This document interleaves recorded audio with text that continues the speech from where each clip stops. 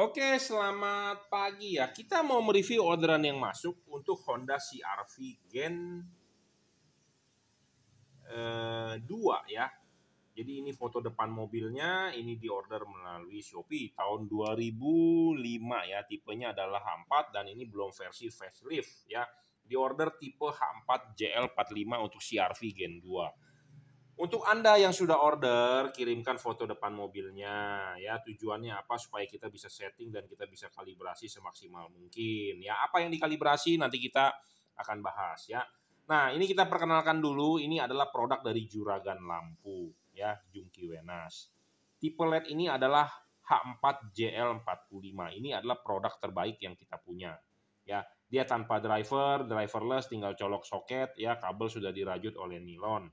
Versi ini sudah merupakan upgrade dari versi lama yang tipe Cree XHP 50 second generation. Apa yang di-upgrade adalah chipnya. Untuk bagian low beam kita ganti menggunakan chip otomotif. Tujuannya apa? Kita mengejar cut off dan anatomi 1:1 dengan halogen. Ya. Wattnya di-upgrade, drivernya menjadi 45 watt, yang versi dulu 30 watt, jadi naik 50%. Ya, jadi lebih terang. Bodi material baru untuk lebih cepat melepas panas. Yang dulu adalah warnanya abu-abu, ya sekarang versi upgrade jadi menggunakan hybrid chip antara bagian low beam dengan high beam.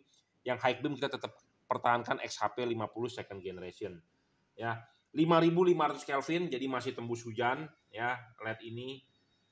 Ini untuk bagian lampu low beamnya dan ini untuk high beamnya ya. 45 watt dan dia real. Kenapa sih saya tidak mau menjual atau bukan banyak mempromosikan LED yang wattnya lebih besar?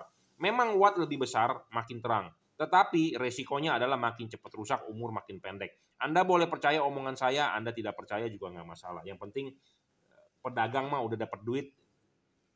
Yang penting udah dapat duit ya, kalau rusak ya urusan Anda kan nanti seperti itu. Ya, saya lebih menyarankan Anda belilah LED yang wattnya di bawah 55. Ya, kenapa? Saya sendiri pemakai, saya sendiri punya mobil, saya sendiri juga pakai.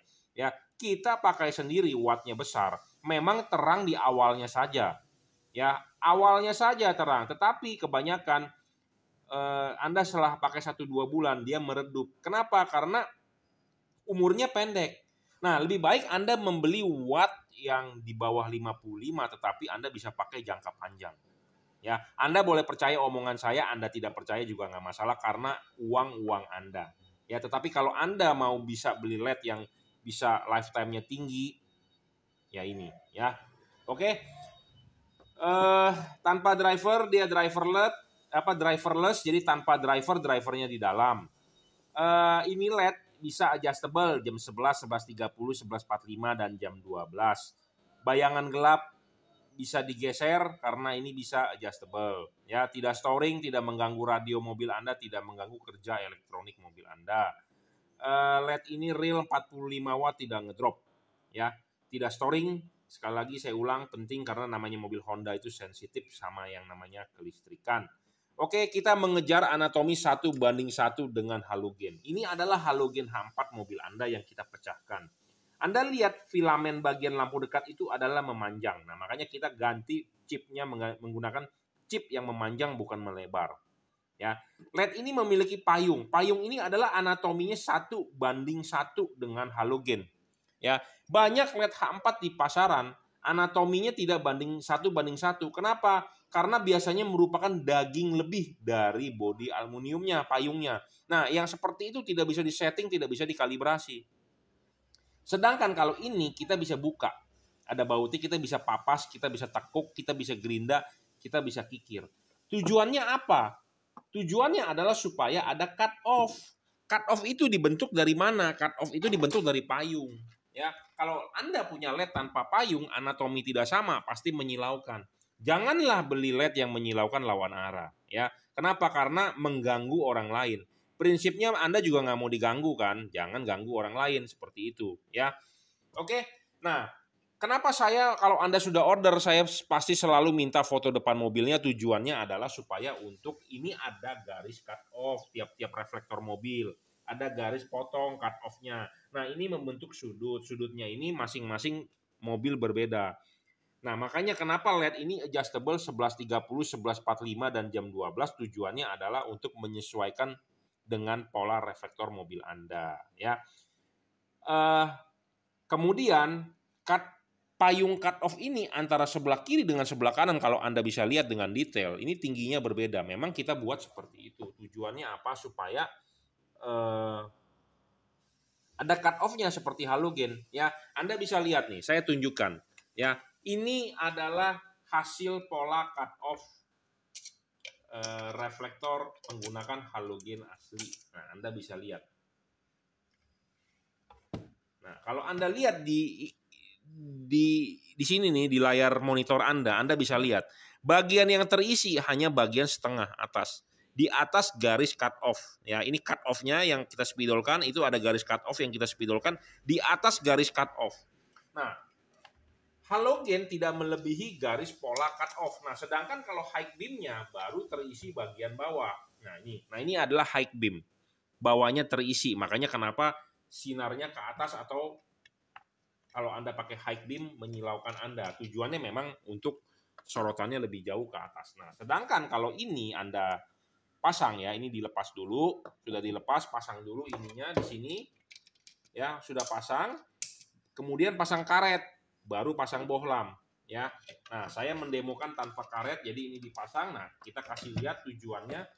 LED ini akan kita setting dan akan kita kalibrasi sesuai dengan pola reflektornya. Kita akan paskan, jangan sampai lebih, ya. Kita akan paskan supaya hasilnya maksimal. Kenapa? Karena ya kan saya sudah bilang saya kalibrasi gitu ya, semaksimal mungkin lah saya berusaha, ya. Memang saya bukan manusia yang perfect 100%, tetapi saya berusaha semaksimal mungkin. Makanya kalau ada mobil baru ya yang masih menggunakan halogen di parkiran mall, saya suka foto. Supaya kita bisa lihat polanya bukan sudutnya berapa, ya. Kita pasin maksimal. Nah, banyak LED di pasaran ya waktu lampu dekat aja sudah full sampai bawah, artinya pasti menyilaukan. Ya, karena kenapa? Payungnya nggak benar. Nah, kalau ini waktu high beam. Nah, ini waktu high beam bawahnya terisi, ya. Oke. Jadi itu fungsinya setting dan dikalibrasi sesuai dengan pola reflektor mobil Anda, ya.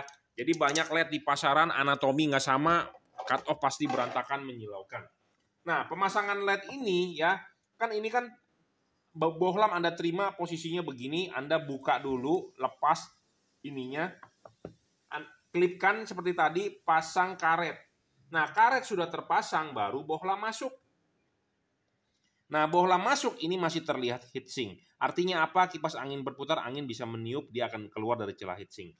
Banyak sekali ya LED di pasaran tanpa heatsink, artinya akan langsung terbungkus oleh karet. Jadi kipas angin berputar, angin tidak bisa meniup. Nah, itu artinya tidak ada pendinginan. Kalau tidak ada pendinginan, artinya LED tersebut gampang rusak atau tewas, ya seperti itu. Oke ya, jadi LED ini cocok untuk market mobil di Indonesia yang common positif, common negatif, ya. Jadi tidak perlu tambahan alat apapun, kabel relay ini, itu pokoknya tinggal PNP saja, ya. Ini adalah produk dari Juragan Lampu Jungki Wenas, tipenya adalah JL45. Anda bisa order di Bukalapak, Tokopedia, dan Shopee. Silakan WhatsApp saya di 0898 269 3838, ya, untuk Honda CR-V generasi kedua, ya. Sebenarnya sih batok dalamnya sih sama dengan Honda Jazz, ya, Honda Jazz atau Honda City, ya, namanya juga mobil keluarga Honda, cuma beda di housing headlampnya saja. Polanya itu sama sebenarnya, ya. Terima kasih.